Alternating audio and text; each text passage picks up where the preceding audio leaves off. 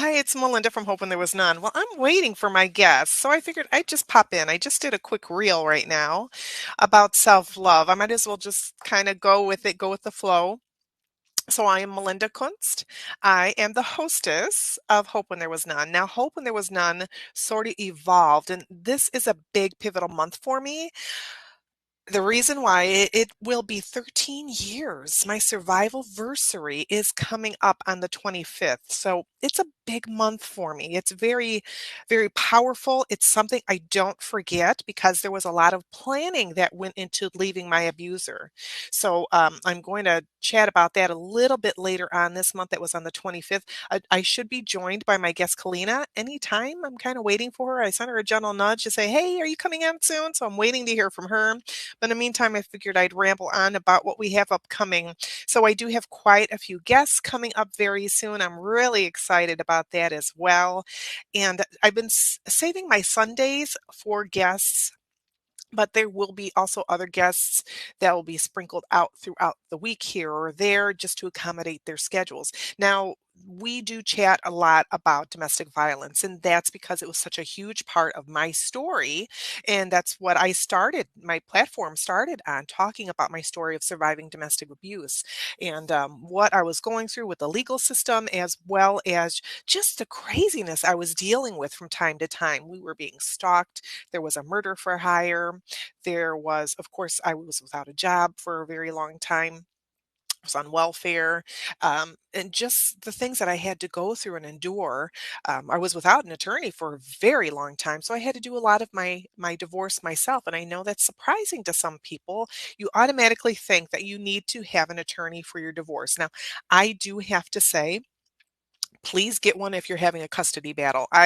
Don't know where I would have been without my attorney handling custody. And I'm so glad, by the grace of God, I kid you not, that I was able to find an attorney that was pro bono. Now, I'm going to encourage you. And a lot of people don't know this. There are pro bono attorneys that not only handle domestic violence, but other things too. So I encourage you to look into your bar association and ask. The power of asking is so beautiful. It's so wonderful. There are people out there, attorneys out there, legal representatives that do volunteer their time to help the community. So please, and this is something that I know it's heartbreaking to hear when you hear somebody that's lost their children, man or woman, and they've lost their children to a narcissist or some kind of person like that, and so they're unable to get those kids back because they didn't have an attorney. So there is legal representation out there. Now, legal aid can help as well, but I've also seen it where some have had reach outs through legal aid, and it didn't always turn out well either. So find an attorney, but remember to find an attorney that you resonate with. Okay. You don't pick the Joe Blow out of the phone book, or maybe a cousin of a cousin said, oh, this guy's or woman's a real bulldog or something like that. Go with your gut. If your gut is telling you that maybe this person isn't trauma informed, perhaps they have no idea what domestic violence looks like or how to handle somebody that's not narcissistic, do me a favor and make sure you ask. Don't hesitate to tell them or ask them, excuse me. And a lot of it is like a he said, she said in their minds. And hopefully that person on the other side is going to show their true colors. And so they'll understand without you having to sound like a crazy person that this person, your soon to be ex, is certifiably crazy or an abuser or something like that. They'll show their true colors. So I am so sorry. Again, I am waiting for my guest. I'm going to give her a few more minutes. I just reached out to her a little bit before the broadcast to find out if she's coming on, but I didn't want to leave an empty broadcast. So this is kind of giving myself a plug. And I wanted to come on and again talk about the month of February. It's all about self-love. So I'll be chatting about that. I have a small presentation that I actually used back in October. I think it was back in October. I had a special group for self-love. And I think it was a 3-day thing, but ended up being a month.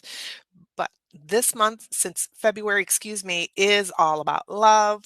We're going to talk about that self-love and why it was so important to me and what my why was. I just did a reel on this, what my why was for having self-love, starting that healthcare, self-health, self self-help, self-care journey was so vital and important. And I want to get that out there. Even if you're not somebody that is in an abusive situation, I do encourage you to please find some time for yourself, some time to do that self-care, that self-love.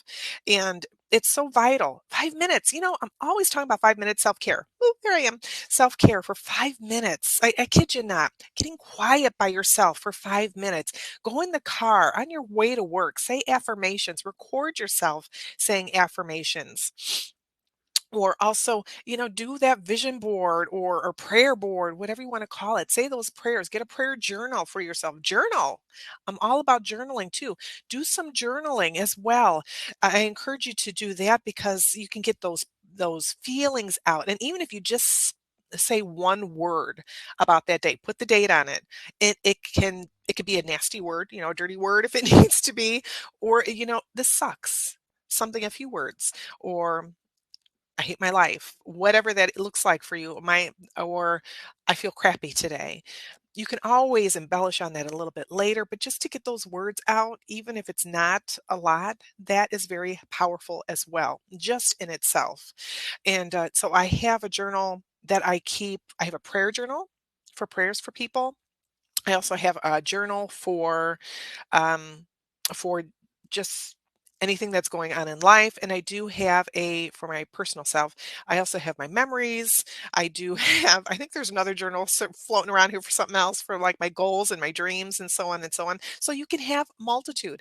A friend of mine, Miss Haley, she's like this cute pixie. She has a notebook, and I'm trying to find some right down here somewhere. But you can even take like a composition notebook like this, or a spiral notebook. Have one for every day of the, I mean, not every day of the month, every month of the year. There are, I've got, I kid you not, at least 10 notebooks around here that are half finished. It's maybe, oh, like, oh, that one's cute, so I'll start a new one. So get one for every month. Okay, they're cheap enough, a couple bucks, maybe $1 if you can get them on sale right now or something like that. And just have one for the month and keep it in a big binder. Oh yeah, like a spiral notebook, like this spiral. Okay, just a spiral notebook. This is video ideas. I have a video idea journal. I have, oh gosh, I got a pile down here of journals. So, but have one. See, it's got the 3 holes right here. You could put it in a binder, so you can have that. Oh, Kellina's here. Yay. So I don't have to ramble anymore. Kellina, I'm putting you on right now. Thank you all for watching. Here she is. Yay. Hi. You. I am so sorry. I finished my group assignment and I was like, oh my god, and I had to go to the pasta. How are Yeah, you? no problem. I'm good. I've just been rambling on to fill time. So I'm so glad you're here. Yay. Hey, nice to Can you meet hear you me okay? too. Can you hear me okay? Yeah, yeah. Awesome. Woohoo.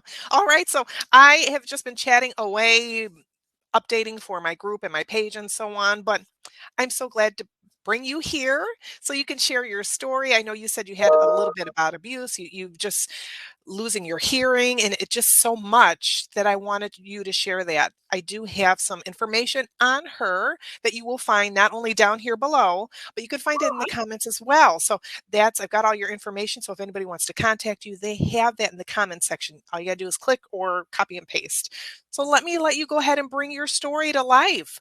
Thank you for joining me Yeah. today. I thank you so much. I apologize for the wait. So for me, honestly, my story is super like raw. So I became deaf at the age of 4. So it's very emotional roller coaster because at the age of 4 you wouldn't know what was gonna happen. And unfortunately, I became deaf at the age of 4. However, how did it happen? It happened because I had an ear infection, and I went to daycare. The daycare did not follow instruction. So what happened was the daycare just put like I don't know if they put too much or they didn't follow at the right time. And then when I went home, that same day I went home, my hand just dropped in that one day. I was watching Wow. TV, and then my mom tapped on my shoulder, and she was just like, Kalina, I'm calling you." Like, at 4 years old, she thought I was just joking. And I was trying to explain to her, wait. I froze for a second. I'm like, wait, I can't hear my mom. But how can I hear the TV? And I think the TV was so loud, and I could hear it. Oh. Yeah, it was loud, and that's when my mom was like, "Why is the TV so loud?" I turned it down, and she was like talking to me, and when I looked at my mom, I was like, I did not hear anything she's saying to me. Mom said she thought I was joking. She's like, "Hey, you're joking," and I'm like, "No, I cannot hear you." And then luckily, my grandma was a nurse at the time, and she called my grandma and said, Mom, like, Kalina cannot hear me. Like, what the heck? And my grandma's like, no, she's joking. Because I joke a lot. And so, my grandma tried to put me on the phone. I couldn't hear my grandma. I'm like, no, grandma, I can't hear you. I don't know who this is. And my grandma rushed home from the hospital to see what was going on. And so my grandma said, okay, this is no joke. Kalina cannot hear me. And I said, yeah.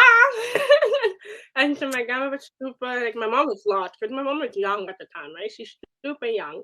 And my grandma said, you know what? We got to call our family doctor to first right now, like as soon as possible, call the family doctor. Sorry. And my family doctor said, Kalina is deaf. Like, she cannot hear me either. Because we did a little small hearing testing at the doctor office, and I couldn't even hear anything. And my doctor said, "What happened?" And then that's when my mom and my grandma explained to my doctor what happened. My doctor said, "This is ridiculous. Like a daycare? Like, come on." And Mm. and that's how I became deaf. Wow. Wow. So what was that like for you? Because you were hearing until then. What challenges did you face, especially such, do you think it was better since you were so young? I was so young. Yeah, for I honestly, my hearing was different. I would say that was the number one challenge I had to hear was hear different voices, different things were different. It was not the same as I was when I was hearing, like the normal hearing, and even able to hear again, and I had to relearn things again with my hearing, and it was just devastated because I was so emotional and I was confused because I was like, why is this thing in my ear? And like, how come I can't hear? And then it was so there are days where like I literally give up on myself as a 4 year old, like, and there's times where I would be in my room and then my mom would try like, cuddle with me, and there are times where I don't want my mom around me, and I Mm, was very like and I was very mature for 4 years old just because I became deaf. And it's just okay. kind of crazy how, um, and it was funny because I was seeing so many different people. First, I was seeing my family doctor, then I was seeing an audiologist, then I was seeing a speech therapist. And that just made me even more confused because I was like, something is wrong with me. Like, I was thinking something was wrong with me. And Oh, yeah, and I was just like, oh my God, like something, like it was just so emotional for me just like thinking about it because I felt like it was yesterday for me. And it was just so hard for me to even, like, think about it, so oh, oh my gosh. And so what about your parents, your mom and your grandma? Was it easy for them how was it for them, the it was family? it was not easy, but I would Okay. try because my mom was a young adult. She was in Okay. college, and so for her to pick up an extra slack, right, and Okay. to support me, and because my hearing aids were expensive. Hearing aids are not cheap. No, they aren't. So to afford a hearing aid, you have to work double or find a job that offers benefit or insurance or anything like that. And my grandma was a nurse, thank God. So my grandma knew a lot of audiologists from the hospital. Like my grandma went crazy, found all these resources. She went crazy, and so my grandma knew what she was doing. She really did. My mom not so much, but she was in school. My grandma literally told my mom to focus on your school, get your school done. That's more important right now. And so my grandma kind of took over. My aunt took over too, because my aunt was in middle school at the time. So my aunt would pick me up from after school. Wow. So yeah, my aunt was like I think 17 or 18 when my mom had me. So yeah, my aunt was young. So Oh, but that's beautiful that you had that community, that family, your tribe around you to be able to support. That's wonderful. thank you. That is wonderful. So what brought this to now you help educate others and you educate the deaf community. What brought that on? Honestly, it all started when I was working at a big park in Canada. It's Okay. called Canada's Wonderland. And a little boy approached me, and my hair was in a ponytail. My hair Mm. ends were showing. A little boy came to me, so cute. He's like, Miss, Miss. I'm like, oh, are you lost? And he's like, no, I'm not lost. I just want to tell you I'm deaf too. I'm like, oh, no way. We were just talking so cute. And his mom came to me and his mom like, and she was like full of joy. Like she was like, oh my, like she was so speechless. Like when I tell you guys speechless, like she was like, oh my god, like you're deaf too, right? And I was like, yeah. And she's like, my son, like she's like, she like told me it was so sad because you don't really see a lot of deaf people a lot in the hearing community, and it's hard for especially a parent who's full hearing be able to get their child in the deaf community because there's not a lot of deaf community in Canada. And Okay. so she said to me, it's true, there's not that much, unfortunately. Mhm. And the mom was saying that, think you did little things like that, putting your hand in a ponytail, my son saw you, they're going to make a change in the world. And right there, I knew I had to make a change. And I'm like, I'm going to make a change in the world. Wow, that's awesome. That is awesome. So what do you do for people that are looking or that need help? What is it you do? So right now, so for me, I am an upcoming mental health coach. So I help people who are deaf to Okay. advocate for themselves in the hearing community. What do they need? Resources, showing them different resources to have around, and even to like help them with the basic life strategy in terms of resume, finding a job because finding a job for a deaf person is not easy. Right? We have Okay. to find a job that's able to accommodate us. Not a lot of jobs are doing that, but unfortunately not the case, and I'm an international speaker. So I've been speaking to a lot of schools, podcasts, teaching people how to be inclusive, especially on social media platforms. I have helped two clients of mine who actually followed two big influencers, and I actually helped them to make their content accessible in terms of putting closed captions. So that's what I've been doing. Awesome. So what tips can you have for somebody then that's out there listening and that maybe has no experience or very little experience and exposure with somebody that's deaf? I would just say that, always talk to your audiologist because your audiologist is your best friend. They're your Okay. best friend. They know much more resources than you may think of. If you go ask them for help, like, hey, I'm looking for this and this, they will give you suggestion. They will give it to you. And number two, for people who are hearing and want to know a little bit more about the deaf community, you can there's YouTube. You can click on deaf channels or that's the first one. And number two is take some sign language classes. Learning basic sign language. Um, the third thing, due to the pandemic, a lot of people don't know this, but I'm going to say this. A lot of deaf people are lip readers.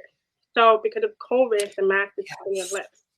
So we won't be able to hear you very well. So instead of taking your mask off, you have two options. So you can take your mask off for a distance, make them look at your lips and read you. That's number one. Number two, or you can have a note or a pen in your purse. Just write it down what you're saying, or even your phone too. Everybody have their phone on them 24/7. I said, just have your phone. Just take your phone out. And they're like, oh, you don't need a pad. I'm like, no, that's too much work. Just pick up your phone. Hey, okay, this is what I'm saying. I'm like, okay, cool. And that's the only way that can help us. So But you know what? You bring up something that's two things for me. I was in contact with a lady that needed to leave her abuser. She didn't want to go to a shelter because they didn't have services or they couldn't talk to her because she was deaf. And right. that just broke my heart. And I hadn't even thought about that. But also, yeah, jobs. I never thought about that. I really hadn't. And I hope I'm not being very, I don't know, naive or rude about that. And I don't know what's the term I'm looking for, but yeah, I didn't think about that. Wow. It's a lot. There's Wow. a lot more toward like mental health, but a lot of disability community, we don't really talk about mental health. We just figured out how to get to what we need to do because Right. we are not worrying about our mental health where we're supposed to be thinking about it. And people don't realize that until it's too late, until they're burnt out and they realize like, oh my god, like why just so much work, and they give up on themselves because they are scared and they Right. think that like there's no resources. But for me personally, I never met one person that was a therapist or a doctor like me.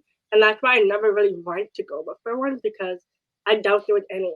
And if you look at it, the population of a doctor who is deaf is very low. Like you will not see that.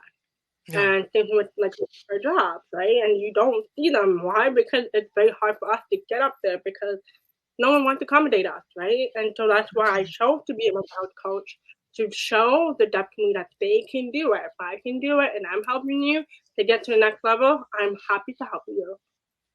Oh, that gave me goosebumps. That's awesome. That is awesome. Yes, that is so beautiful. Wow. That's so wonderful. And so what does your family think of the coaching? I mean, I'm sure they're proud of you. They at first they were kind of like coaching because no one no coaching. It's always doctor, therapist. So they're like Okay. coaching. What? I'm like, yeah, coaching the same thing. They were just kind of like they were so out of it at first. They were like, yeah, you're going to do that. It was just a long conversation with them. Oh my god! And so I finally like break it down for them so they can see that Okay. what it means and what I be doing. They're like, oh, that makes more sense. And I said, yes, because what they don't realize is when you become a therapist and psychologist, you only focus on just that one area. But when you become a coach, you can focus on everything for that client. And for Okay. me, I love going out of my way for people, especially if I want to help you. That's always my thing. I always want to do more than I should be. And I felt like therapist and a doctor wasn't going to help me because all you're doing is just help me one client and then you move on to the next. That's not what I Mm, want. I want my clients to keep coming back to me, like, hey, can I need help? Hey, can I I'm happy. I'm happy. Okay, let's go. Let's go. You know, but I'm not like right. everyone like a doctor. I didn't want that. Gotcha. Gotcha. And that's awesome. And you don't have those big loans now. You don't have those student loans. That's a good thing. That's a good thing. Oh, that's beautiful. That is so inspiring. I mean, that really is. And you know, it's on my heart for anybody. Like I had Vernon on last week, and anybody, he has, he's diabetic. So anybody that has that story, that passion, that spark, that just, it's really awesome. It's amazing. You know, and thank you for that. And we have all of your information. Are you ever going to write a book Yes, about your available. story? Woo! Awesome. Great. So I spell a little bit. I spell a little bit. So my book is so the title of my book is Every Day I Am Just That. So it's mixed with my biography and poetry, mixed with both. Ooh. Yeah, and it's gonna be about 100 pages, a little bit small, little poetry book. Okay. And I will be talking about myself in the hearing community, what it's like to be deaf, so that the hearing community have an idea what it's like to be deaf. Wow. Okay. Okay. So what you just brought that up then. So what is it like? What is it like for people that don't know? I mean, I'm deaf in one ear. So it's by no stretch of the imagination anything that you experience. I mean, I had hearing aids, but I'm able to cope with the hearing I have. Now, granted, if I'm in a big crowd and someone calls me, I'm spinning in circles because I can't tell what direction someone's calling me. But I mean, honestly, honestly, for you, what was, what should we know or what don't we realize? I would just say the one thing that everybody should know is that not every deaf person can sign language. That's the number one thing I get a lot. A lot of people thought I sign, and I said no, especially no, because I went to two schools when I was growing up. I went to a deaf school, and then I went to a hearing school. So with the Okay. deaf school, I was learning sign language, but because the deaf school was so far from my family and myself, it was too Mhm. hard to like get me going. So they took me straight to the hand school. So when I went to the hand school, I stopped learning sign. So Oh, unfortunately, my family don't really have the they did have the time, but they never really had the time to do it because I was 4 years old. My mom was a young mom. My grandma was a yeah. nurse. My aunt was in school. So no one really had the time to actually sit down and like learn sign sometimes. So Okay. so that was the problem. So unfortunately, not every deaf person know how to sign. I know a lot of deaf followers, influencers, they do not know how to sign. And we had this conversation a lot of times that, like the deaf community, yes, they do sign language, but not everyone does. So that's the number one thing I want everybody to know. And number two, I want everybody to know that the deaf community is really small. A lot of people are like, oh, how come we don't hear about it? And I said, well, because it's a small community, right? Mhm. It's not like a really big community where you're gonna. No, it's actually very small. Especially in Canada, the States, UK, anywhere you go, it's very small. Um, Okay. and also too, it is very hard to find them. It is hard to find them because they're not used to being around the hearing community. Okay. And the third thing I want people to know is that ooh, people may start saying hearing impaired instead of saying that hearing impaired. It's not a good word. The reason for that is because basically you're calling it deaf and dumb. So it's very good to say hard of hearing or deaf community, and that's it. Okay. Okay. Yeah, my husband, he's getting older because I know as sometimes as we get older as well, our hearing decreases. And my husband, he's got 2 good ears, but he's losing his hearing. And so when you mentioned about the masks, I when we started to have to use those, he was really befuddled because he was not understanding some of what people were saying to him because he Right. couldn't read their lips. He's grown accustomed to reading those lips. So, Exactly. yeah, Like, that's important. yes. Point to face the deaf person. Very, very important. Yeah, and I know they do have masks, for that are clear now too. I don't know if you've seen those Yes, that, I have seen them. My work use them sometimes for me. My work use that, thank goodness. But some of them are very uncomfortable. A lot of people didn't like it. Like Mhm. if they choose to like take off their masks, or they just kind of like when they talk to me, they're like, okay, and then they're so I'm okay with that, but they know that I need to be the lips. They know that. Right. Or like if they're afraid to do that, then they'll like talk close to my ear. So instead of like me turning and then they'll like talk to me in my ear so I can hear Mhm. a lot better. So that's what they do. But the clear mask, they're very uncomfortable in my opinion. Mhm. But it's hard to find one that is comfortable. So I've been trying to look for one Okay. that is comfortable. So Oh, my goodness. Wow. So even parents, if there's parents of little ones right now, they can reach out to you so you can give them some guidance and help?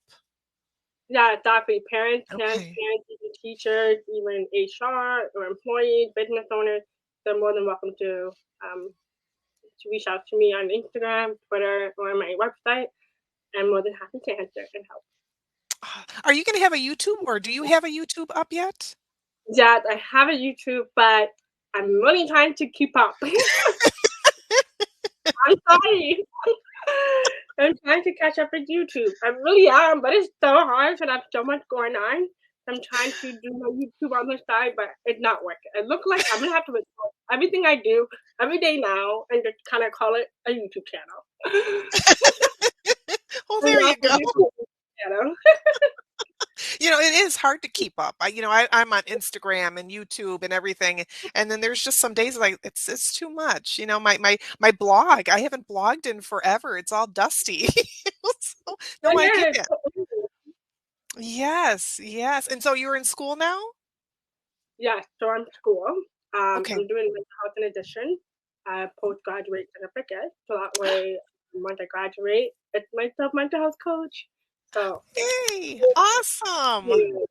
Wonderful. Oh, great. See, I know wonderful things are going to happen for you. And you're just this yeah, little thing right now. You are just really young, and I think that's what is even more inspiring about your story at such a young age. You took this and you ran with it and you have just that heart to help others, and that servant heart. I think that's beautiful. I thank do. you. Well, I won't keep you. I'll let get back to studying or whatever whatever else you need to do. Did you have any final thoughts? Anything you wanted to add before I let you go? Yeah, I just wanted to say, if there's someone listening or hearing this, I just wanted to say, never be afraid to use your voice, especially if you need to speak up. Don't be afraid. You just never know who's out there looking for you and your voice. Thank you, Kalina. Thank you so much. And thanks everybody who's listening. By all means, like I said, her links are in the comments section. So please go ahead and click on those. If you're listening on the podcast, I'll have all the information down in the description. So please look out for this young lady. I know she's going to be like on that stage like Tony Robbins someday. So I know you will. or with Tony Robbins. You know? You got this. And thanks everybody for listening. I hope you have a great rest of your week. Bye bye.